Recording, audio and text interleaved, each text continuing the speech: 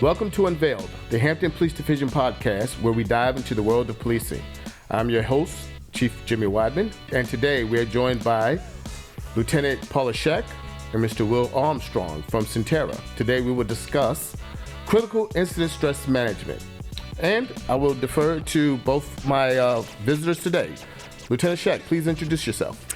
Hi, I'm Lieutenant Paula Scheck, and I am currently the commander of our Critical Incident Stress Management team, and we're here to discuss what that entails and how it benefits our officers here in the police division. Yes, ma'am. Mr. Armstrong, thank you. Yes, I'm Will Armstrong. I'm with Sentara Employee Assistance Program. I've been a licensed professional counselor since 1999, and my work focuses a lot on first responders and people in healthcare, and so I'm the clinical lead for the CISM team for Hampton PD. And it's critically important for first responders to have the resource that you provide for us, and probably better suited to discuss why it's important for us would be Lieutenant Scheck, since she is our critical incident management professional for the Hampton Police Division. So, Lieutenant, could you speak to that for us, please? Absolutely, Chief. So basically, quite a few years ago now, I think we started in about 2013, we created what is called a Critical Incident Stress Management team, and it's basically peer support. So it's like any job, nobody knows what that job entails unless you do it. Sure. And so obviously nobody calls the police when they're having a good day, so officers spend their entire day dealing with individuals in crisis. And we don't just brush that off. We have a tendency to take that home with us. And unfortunately, we see some really tragic things that happen to individuals. And I'm a firm believer, and have often said, broke cops can't fix broke people. And so when we have officers who day in and day out deal with traumatic events, we need to make sure those officers know there's somebody there to support them and somebody who knows what that's like. And so we created this team, and it's peers. We all do the same thing. I've been here almost 25 years, and in that 25 years, I've dealt with a lot of stuff just like any other officer. But the nice thing about and how Will comes into play is we're not professional clinicians. So we've partnered with EAP through Sentara, and I probably to his demise like to keep Will on speed dial. So when we have a critical incident, I have a professional clinician that will come in and debrief officers to help us cope with what we're going through. Awesome. Mr. Armstrong, a little background, I guess, try to show how that plugs into what we're seeking and what we need out of your services. Yes, of course. Well, the term critical incident stress management, I think is important to know that that's an umbrella term that covers lots of interventions, right? Just like you wouldn't go play golf with one club, right? Okay. We've got several kind of tactical interventions, and that could be one-to-one peer support. That could be what we call a crisis management briefing after a critical incident, sharing information. It could be a more formal, what we call a critical incident stress debriefing, where we actually gather in a small group format with peers, with a trained clinician, and we give the participants, the people that were involved directly in that critical incident. We're talking about things like a pediatric death, a line of duty death, the suicide of a colleague, which we know that's an issue with law enforcement, first responders, much higher risk for suicide. So that formal debrief gives people an opportunity to kind of process and mitigate any traumatic stress, if you will, from that incident. It's really a way to kind of provide support, rapid support, real cost-effective way to provide rapid support to officers and first responders who, as the lieutenant said, are dealing in human misery all day, right? We're trying to keep that secondary trauma from sticking to people. We're trying to insulate them against that, and peer support's a real effective way to do it. So. Well, and you know, Chief, after, you and I have worked together for years, and all the time that you've spent in this career, typically when you ask a cop if they're okay, their answer is, I'm fine. And the main part of this team and why it's so helpful, I feel, is we're not always fine. We have families, we have stressors, we have bills, we have families and kids and real life. So it's not the CISM team, and with the support of Will and through EAP, it helps us with those issues as well. So when we have a situation where an officer's struggling financially or in a relationship or has a child that's going through something, the services reach that as well. I can call Will and say, hey, I've got an employee that needs help with this. Can you hook them up with somebody? And they get sessions to talk to somebody and get them through that. So it's kind of multifaceted. It's not just work-related stuff, it's life stuff as well. So what I'm hearing is the services extend beyond the first responder or an employee, but also family support. Absolutely. Oh, that's good. And the support also then goes to the family members. Anyone that lives in that household can benefit through EAP. Good to know. And the city provides that service to employees within the city of Hampton as well. That's Yes. right. That's a benefit to all employees and family members. And I think we are seeing sort of a cultural shift, too, where people are more willing to seek help, where younger officers are not. There's less stigma. This old idea that you just have to suck it up and deal with it. Right. Yes. We know that, that doesn't work. Right. We know what stress injuries look like. Mm-hmm. We know what the march to burnout looks like. Mm-hmm. And this is again, EAP is a benefit that all your officers have. And we also try to match officers with clinicians who have a background with first responders, many of whom are certified first responder counselors. They've had specific training to kind of understand the heaviness of your work. And so, that's been a huge goal that I think we have learned over the years is officers want to speak to individuals that, one, understand what they go through, but also I know I can say that about myself as well. I don't want to tell someone that I don't really know about a traumatic incident that I've gone through for sake of traumatizing them. So EAP has been, and Will, he trains with us. He comes to all of our trainings. And he knows that if I call and say, hey, this is the incident that we've had, can I have a clinician? Can you hook us up with somebody that can talk with this officer who is used to working with first responders? And he always makes it happen, which is nice. And I know another huge portion of this is, and I think we've made leaps and bounds, is the confidentiality. There was always this fear that if I talk to anybody about what I'm feeling, that it's going to get back to my supervisor, or I don't want anybody to think I'm weak. And we've come such a long way with that. Everything that is said to a peer through CISM is 100% confidential, and it's governed by state code. And not that you ever have, but you don't come to me and say, hey, Paula, I need to know what Officer so-and-so said. You know the guidelines, and you know that it's confidential. And I never ask Will, hey, what did that employee say to you?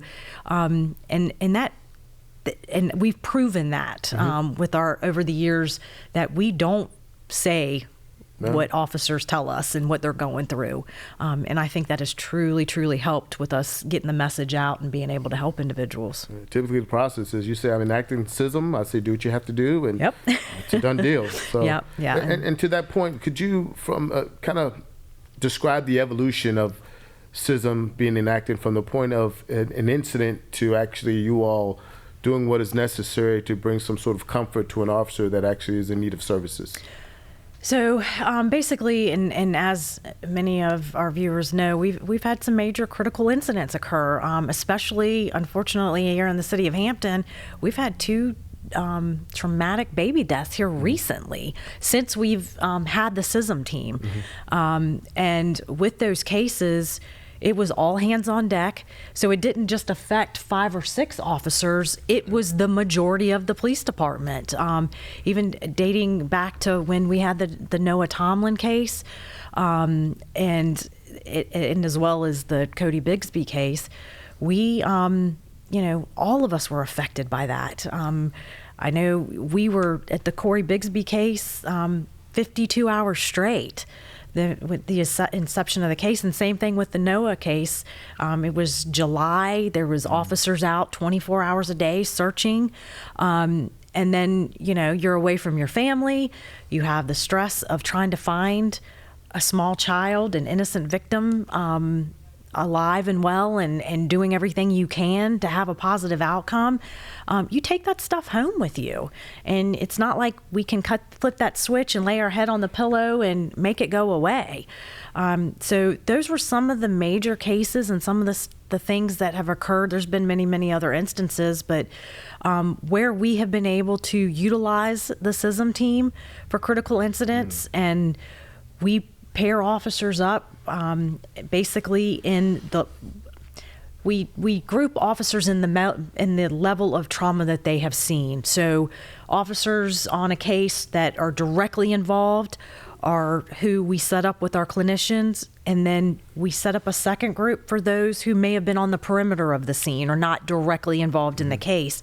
So we're very cautious on not crossing over or re-traumatizing folks, but it lets you know that there's somebody that's willing to listen, that wants to listen, that knows what you're going through, and offer the support to help us all get through it. I know the team has also been very helpful in supporting our sister cities and our surrounding agencies and some of the other departments within the city or adjacent cities as well. And if you could speak to that, that'd be helpful. Absolutely. Will and I are very proud of this. We work very, very closely with Newport News PD. We learned through kind of trial and error over the years that if we have a major trauma here in the city of Hampton, we're all broken, for lack of better words. So how can we effectively support Hampton PD if we're traumatized ourselves? So what we have done is partner with Newport News. If they have a traumatic event, Lieutenant Barefoot from Newport News PD, their CISM commander, will call me and say, "Hey, Paula, we need your help. Can you come over, send your team over?" And Will comes over and assists as well. And we will debrief the Newport News Police Department. Chief Drew has been very kind in letting us come in and saying, "Hey, do what you guys do." And the same with, I call Jeff Barefoot and say, "Hey, we need you." And no questions asked, they come over and assist us. And then that way it still peers talking to officers that do the job every day, but yet they're not traumatized, so they can help us. And we have been able to utilize those resources. We've also been called out to smaller jurisdictions that don't necessarily have a CISM team when they've had a critical incident. We've been, Hampton's team has been as far as Matthews County assisting. We've helped Suffolk. We've helped Pocosin. We're willing to help anybody that needs it. Our goal is to make sure everybody stays well and gets the help that they need and be available whenever needed. And Will, you mentioned you've seen a change in the culture, but how do we further enhance that? Are we on the right track, or is there something we can do to further? I mean, this is an opportunity to make that happen, absolutely. Well, I think you create a culture where your officers care about one another, which you clearly have, and not just care about one another, but these sister agencies that the lieutenant was just talking about, that whole idea of reciprocity, just having that sense of connection and togetherness. And most people, as you know, this isn't just a job for most people. You're called to this work, right? And so, I think just making sure that this is part of the work is that maintaining your self-care, your physical, emotional, spiritual health is part of the job. To be effective, to do this job in the long term, you really do have to practice good self-care. You really have to, sort of protect your spirit, so to speak, because it's, as we know, emotionally laden, really tough work. Yeah. Tough work. And Chief, as you know, it doesn't just stop at officers. Right. Because, it is not just us out there. Our dispatchers, our forensic folks, Right. our chaplains, they're a huge part of our team, and actually are on our team as well to offer that spiritual guidance that is such a huge part. But it encompasses everybody that goes out to these crime scenes, and as well as the dispatchers that are truly our first responders. Absolutely. And our fire personnel. If they call us and say, hey, we've had a rough call, we are more than happy and do. We include them in our debriefs as well. So it's just a matter of us sticking together to stay healthy so we can help everyone else. I think that's what I guess our weak point is that we don't do enough self-care, acknowledge that we have our own weaknesses, and we have to do more paying attention to those occasions where we need to take care of ourselves, acknowledge that we need help and attention ourselves. And this is a great opportunity to acknowledge that and share that awareness and, allow others to, I guess, pursue the opportunity to take that self-care and know that it's nothing wrong with pursuing that. And so, is there anything that I'm missing, anything additional we need to speak to, or any encouraging words that we can put out to the general public, both to our police audience as well as civilians?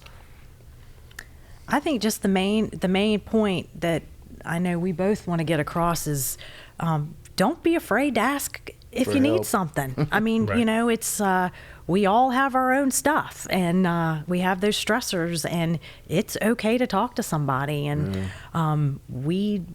you can pick pretty much who you want to talk to. I have over 20 members on our team. Our phone numbers are on our intranet. They're available to anybody at all times. And Will is a phone call away, and he gets back to me quite quickly. And I'll say, hey, I need somebody, and he's like, we're on it. Great resource to have, though. Absolutely. So it's the help's out there. It's just a matter of if asking for it, because we're going to make sure you get it. Sometimes even if you don't ask and I notice something's wrong, you're still going to get it. Yeah, there's been the occasions that we'll mandate it. So Yep. absolutely.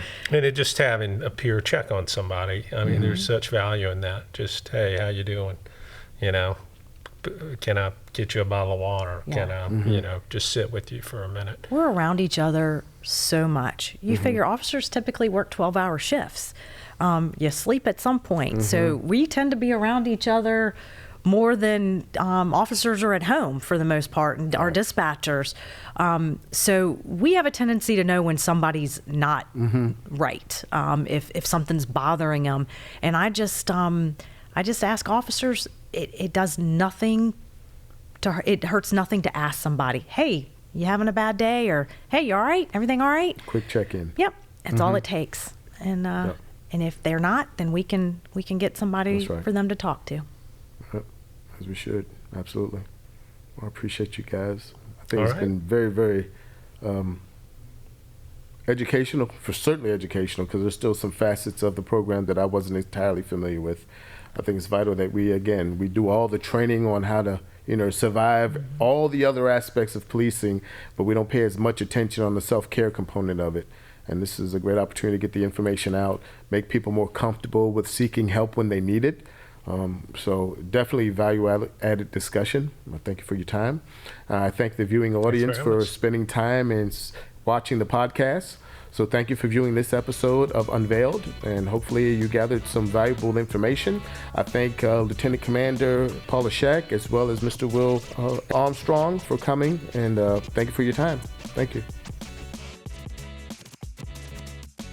Thanks for joining us for Unveiled, a podcast highlighting the extraordinary men and women of the Hampton Police Division. To learn more, check us out on our social media and at hampton.gov/police.